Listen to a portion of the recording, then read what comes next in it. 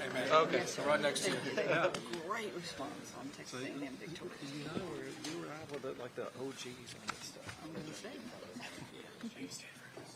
I'm going to back up a tiny bit. I want to run over your foot there. I need like that beep, beep, beep when you're going backwards.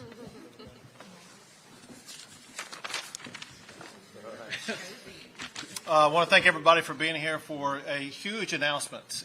This is something that the people of Texas wanted, the people of America wanted to see this take place. And what I will be announcing is possible because we had great leadership by the Lieutenant Governor Patrick, by Speaker Burroughs, as well as you can see that this is, of all the different signing events we've ever had in this room, this is by far the most populous for one of the most popular items. And so I want to thank everybody who voted for this in the House and the Senate. This is very simple. Hostile foreign adversaries like China, Russia, Iran, and North Korea, as well as foreign terrorist organizations like Trinidad, must not be allowed to own land in Texas, period.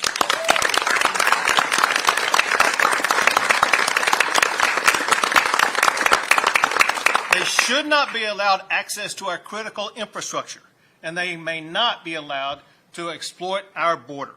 And Texans should not have to compete against foreign adversaries when it comes to buying Texas land.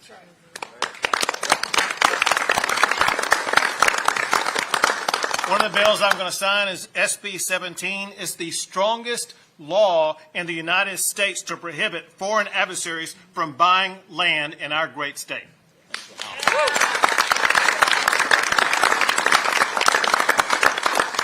Serious penalties, stiff civil penalties, as well as criminal penalties for violating this law.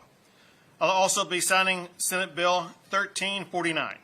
It creates a criminal offense for transnational repression and intimidation. And signing House Bill 128 that prohibits sister city agreements with foreign adversaries. Once again, I want to thank Lieutenant Governor Patrick, Speaker Burroughs, as well as the sponsors for these bills today, Senators Colhorst and Hughes, Representatives Hefner, Orr, and Jenny Lopez.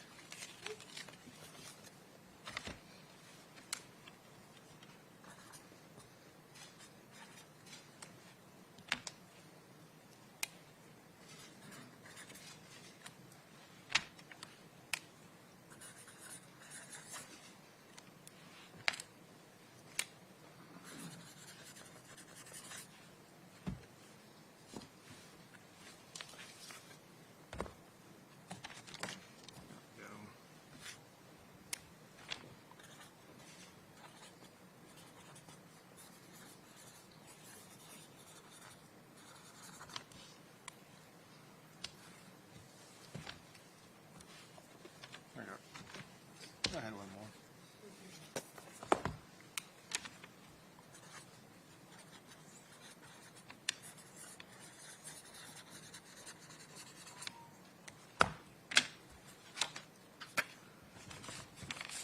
I want you to roll that one out.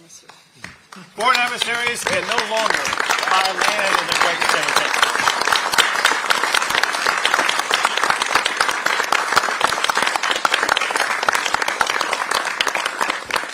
Now, Speaker Burroughs. Government's core function is to protect and defend its citizens and its sovereignty. It has always been the case that is one of the most important functions it is. As we look around the world and we see the rising threat of these global threats, whether it's terrorists or other countries that are hostile to us, it is important that Texas and Texans step up to protect and make the investment in taking care of us and our infrastructure. These bills today represent what we do. These bills today are the culmination of years of work of the members at this table, and the governor signing them into law is the commitment to do what is important in protecting us against hostile foreign adversaries. I want to thank Chairman Hefner, Representative Lopez, and Orr in the House for carrying these important pieces of legislation, Senator Colhorst, who's worked on this for multiple sessions to get this across the finish line, and Senator Hughes, and of course the Lieutenant Governor. Working together, we were able to achieve historic victories for Texas and making sure everyone knows Texas is not for sale. Thank you. That's right. Yeah. Now, Senator Colcourse. Thank you, Governor. What a great day! What a great day for Texas and our nation. These series of bills are so very important, and I want to speak to something that is Senate Bill 17. Governor, you were the first. I believe it was 2 days before your inauguration in 2023. You tweeted about Senate Bill 147. Get this bill to my desk and I'll sign it. And that started a lot, if you will. It was quite a journey, and I want to thank Speaker Burroughs, and I certainly want to give a shout out to my friend and colleague Cole Hefner. Chairman Hefner, you were a trooper, and I want to say this, that as this bill moved through the process, and Speaker, thank you. I'm grateful to the Lieutenant Governor for giving it a priority number, as well as the Speaker, but these members behind us made this bill better along the way, every step of the way, with amendments, with input. And we came out, Governor, as you said, with the strongest bill in the nation. We have 15 military installations in the state of Texas. We're rich in farmland, in water, natural resources like oil and gas, timber, rare earth materials. And what we have said with Senate Bill 17 is, if you're a hostile foreign nation, you're not going to own it. Don't mess with Texas. And so I will just end it with this. General Patton said about national security, he said, a pint of sweat saves a gallon of blood. And I believe that that is what we've done with all three of these bills. I'm so grateful. Thank you, Governor Abbott, for being there all the way through and for making this get to the finish line, because it really was your determination, your push through. Thank you. Thank you. All right. With that, we'll take a few questions. I'm wondering if you could just talk about the journey. I remember about 2 years ago there was a CCP campaign to try and kill your bill. And one of my sources actually found that you and the governor were on a darknet CCP website. And so we reached out and worked through all of some repercussions from that. I'm just wondering if you could talk about the challenges that you overcame, and have you ever had any kind of fierce opposition to a bill like that? Well, it certainly was a lot, and you brought some things to the light. And Governor Abbott was there from the beginning with that tweet, and then he would call me. We would talk through strategies. We got the bill out of the Senate, and it didn't catch traction in the House, but. You know what? Representative Hefner, Chair Hefner, called me in the interim. He was chairing a committee, and he said, hey, you're right about all of this. And some of the reporting that some of you did that had investigative reporting was important. I want to thank some of the folks over here that testified for this bill and bringing it to the forefront. And then the members behind us who went back to their districts and they started looking around, and it was real. And I will say, Governor Patrick as well, but Governor Abbott, you were strong, and it was hard. I've rarely seen that many protests, organized protests against a bill, starting with Senate Bill 147 all the way through Senate Bill 17, House Bill 17, and then billboards and commercials and, like you said, the social media. So there were a lot of brave people that came and testified for the bill. That risk a lot, and some of those having formerly been from the country of China, and they stood up for what was right in making Texas and our nation. This is a national security bill. Well, you signed the critical infrastructure bill 2 sessions ago. The bill's here today. What else is there left to do? To sign? Oh, we got a whole lot more to do. Well, in regards to protecting Texas land, is there anything else that needs to be done? Listen, we will never relent when it comes to protecting Texas land. We'll turn over every stone to make sure we take every step needed to make sure we safeguard our land. This obviously is the strongest bill in the entire nation, but we've got to wait and see how it's implemented to make sure that it lives up to the way that it's structured. If there's any shortcoming in it, we'll make sure we stiffen it.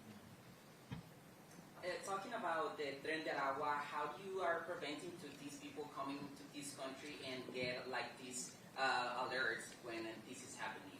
So I'll say this, and I'll let you guys answer it also, but the Tren de Agua situation is one that we specifically wanted inserted because, among other things, this also prevents the leasing of property. And what we found with Tren de Agua, what they like to do is to come to states in the United States, lease out property, use it for human trafficking purposes, and this gives me authority to not just declare them a foreign terrorist organization, but anybody else that sets up operations like that.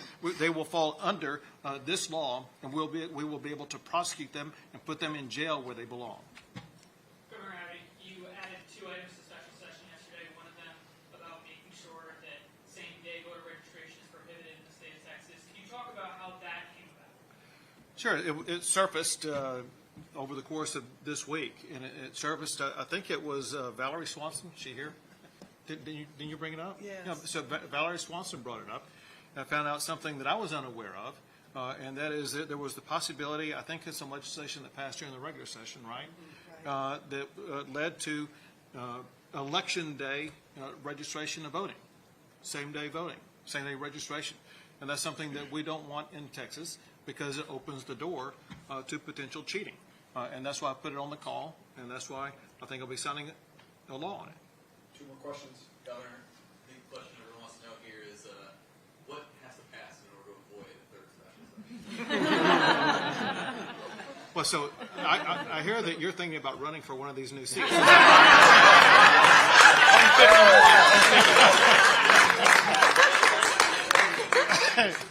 Yeah, so until I see a district that's carved out for you, the session will not end. Do